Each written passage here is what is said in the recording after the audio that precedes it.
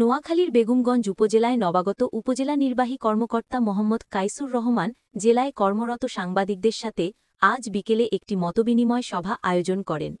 উপজেলা হলরুমে অনুষ্ঠিত এই সভায় তিনি বেগমগঞ্জ উপজেলাকে মডেল উপজেলা হিসেবে গড়ে তোলার জন্য সাংবাদিকসহ সকল শ্রেণীপেশার মানুষের সহযোগিতা কামনা করেন।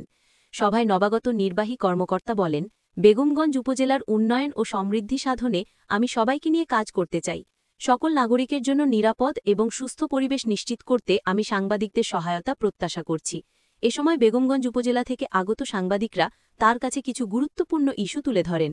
এর মধ্যে বেগমগঞ্জ চৌমোহনী বাজারে যানজট নিরসন, আইন শৃঙ্খলা পরিস্থিতির উন্নতি, মাদক, ইভটিজিং, অবৈধ খাল দখল এবং বিভিন্ন অবৈধ স্থাপনা উচ্ছেদসহ অন্যান্য সমস্যা সমাধানের জন্য নবাগত উপজেলা নির্বাহী কর্মকর্তার সহায়তা চান।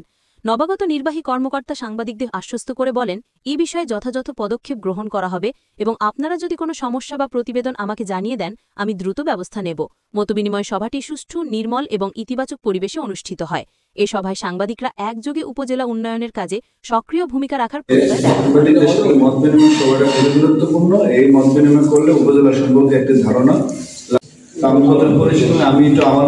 আমি মোহাম্মদ কাইসুর রহমান, উপজেলা নির্বাহী অফিসার, বেগমগঞ্জ, নোয়াখালী।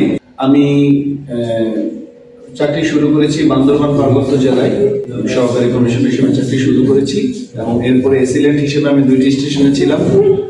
এখানে ইউনো হিসেবে পদায়িত হলাম।